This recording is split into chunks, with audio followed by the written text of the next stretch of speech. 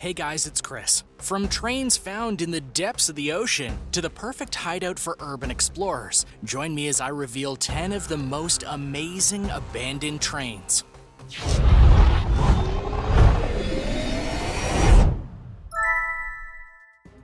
Number 10. New Jersey Deep Sea Graveyard. There's a mystery in the state of New Jersey that's been called the New Jersey Deep Sea Graveyard. It was discovered in 1985 when a man named Paul Hepler started to map out the bottom of the New Jersey coast and came upon something he didn't expect: 2 large locomotives. Upon diving down, he found that they were Planet Class 222T models, which is a very rare model of train and one of the oldest models of steam train that was ever made in the United States. Just as odd, these trains were perfectly upright, which makes one think that they were placed there intentionally, but whether that's the case is unclear. There have been many dives to see these trains and study them, but all the results report the same thing. It's not clear how they got there. The popular theory is they came off a ship, but there's 2 problems with that theory. 1, there's no major damage on the trains that would show something like that, and 2, the trains themselves were never reported as missing or lost. Number 9. The Perm Krai, Russia Graveyard. The steam train graveyard is a part of a reserve base near Shumkovo railway station in Perm Krai in the Ural region of Russia. Several dozen steam locomotives and wagons are rotting away here under the sky. This particular place is one that many people tend to visit given the rather unique nature of the trains that are within this graveyard, in the sense of why they're there in the first place. You see, there's a Russian base not far from where the trains are, and at one time the trains were hidden outside of the base, should the need for them be made. Why would that be a secret? Well, because these weren't basic trains, they were steam trains, which at the time of their placement was outdated. Russia had come off of the Second World War as a nation of communism, and the Cold War was looming large over everyone. And as a result, Russia knew that electric trains might not work, so they had steam trains hidden so they could use them in time of great need. The need never came though, and while the trains were looked after in the grand sense, via being taken care of so they could be used at a moment's notice, that has changed. Now a massive train graveyard remains, albeit one that people can go visit with permission from the railway. And with this visit, you'll see the Soviet Union style of trains that helped change their lives in many respects.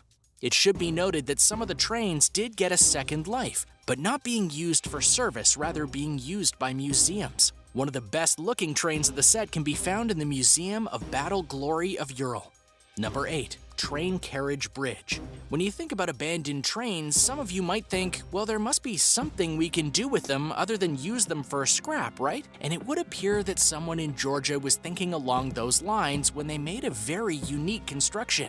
In short, someone took the train carriage of a locomotive and somehow got it over a river so it could act as a bridge between the 2 sides, which has no bridges on its own. This is a clever invention as these train cars do have a lot of strength and they're meant to hold the weight of people. One of the main reasons that this is amazing is the fact that no one is sure how the bridge came to be. By that we mean that when it was built, no one saw it enter the area. And when people noticed it, there was no clear markings as to how it was put into place. So this whole operation, for lack of a better word, was a very quiet one. Now, if you doubt the integrity of the bridge, you'd be right to in one way, but wrong in another. The bridge itself was welded to steel posts so the weather or people wouldn't be able to break it and thus knock the bridge over. However, time has taken a toll on the bridge, and as a result, the floorboards of the place are falling out, making it a bit unstable to use. Still, for a makeshift bridge, this was a pretty amazing way of getting things done. And now for number 7, but first, have you subscribed yet? If not, make sure to click that button and the bell so you don't miss out on more videos like these. Number 7, Eurostar. One of the most important constructions in the modern era was the underground tunnel that helped connect the United Kingdom to France. This made travel to each nation and back much easier and quicker via trains like the Eurostar 3730-18.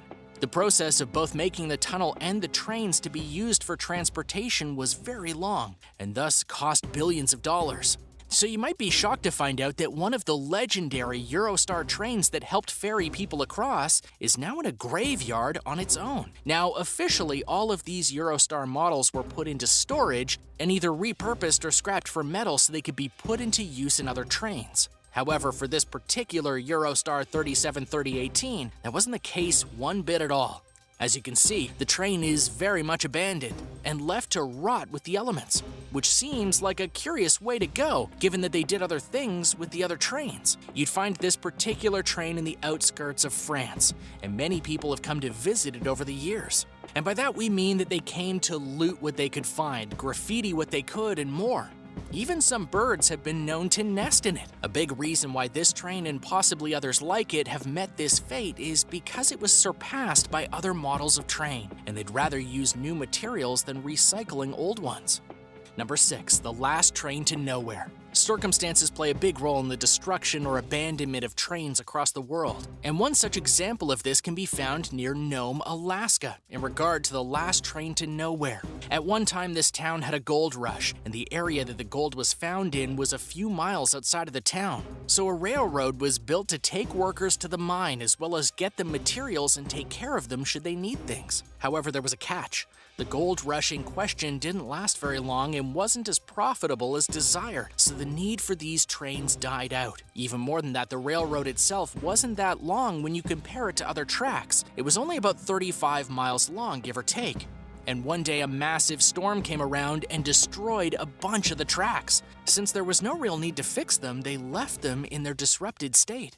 And the trains that had been abandoned there because of the lack of gold and funds to run them, well, they just remained. Now 3 locomotives remain there, and they are a key landmark of the area, including being given the nickname the last train to nowhere by the locals. Number 5, MARREE Station. In Australia, there's a small town known as MARREE, and in MARREE, there's a train station that was in use for some time. Then in 1986, the train connection to the small town was lost due to it not being financially viable to continue working with.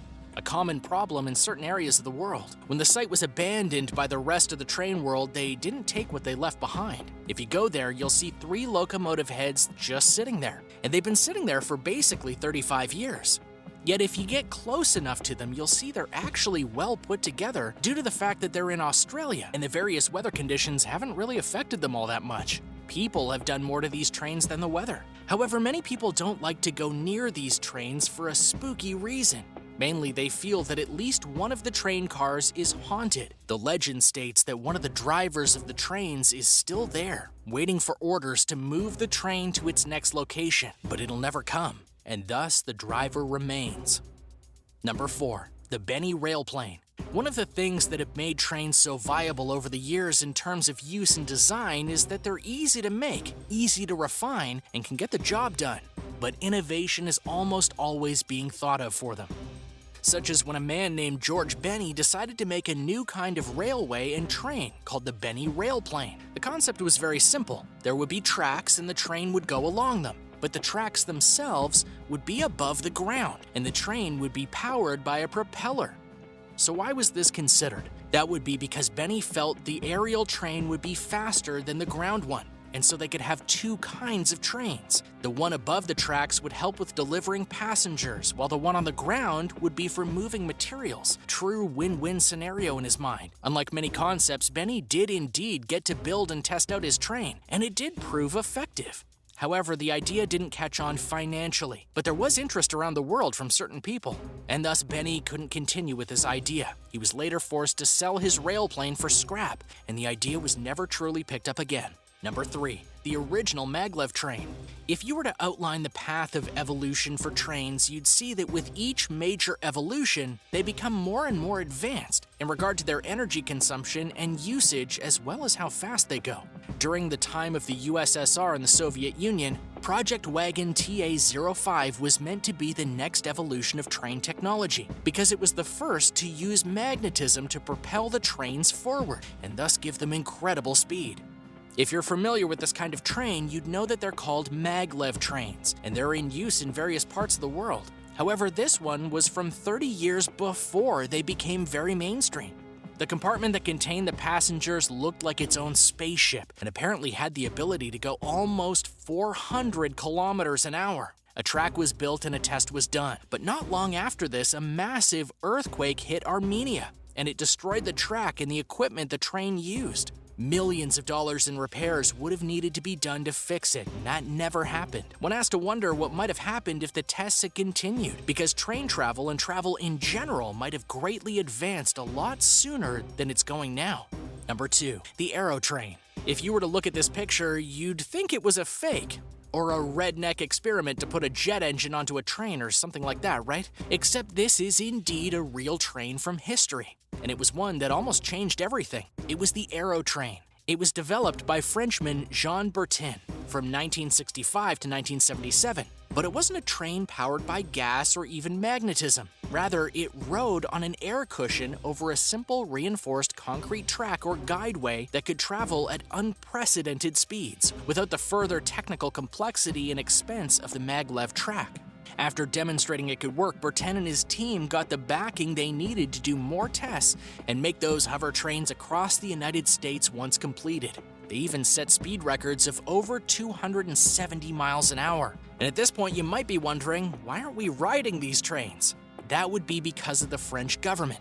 They were never happy with the test results for reasons that can honestly be described as greed. They felt it would be cheaper and more efficient to just improve the wheeled models of trains they already had. Due to this, the AEROTRAIN was stuck in limbo, and Bertin died without having his grand idea being used. Had it been put in motion, we could have had non-gas using trains in the 1970s and not still be using them to this day, which means that the effects of pollution could have been much less in certain respects.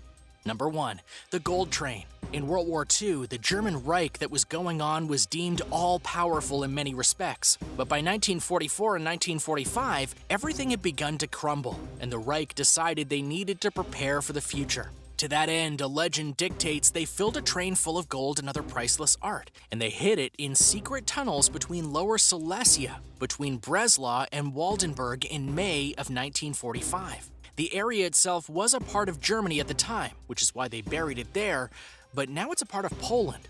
The legend states that the intention was to stow it away until the war was over so they could come back and get it and then reclaim it for their reign and start all over. However, the Germans were soundly defeated and they didn't get the chance to get the train back. The legend has become a major Holy Grail search for many, and for over 70 years, people have gone to this area of Poland to try and find it. In 2015 to 2018, a new search went on based on a deathbed confession of a construction worker stating he knew where it was. He gave them radar results which showed a hidden cavern in the underground areas. While nothing was found there but ice, further tests showed that other areas were underground too and seemed to indicate a rail line. But as of today, the gold has not been found, nor has the train been proven to be real, yet the legend still exists. Thanks for watching. What did you think of these amazing abandoned trains? Let me know in the comments below. Be sure to subscribe to World List before you leave, and I'll see you next time.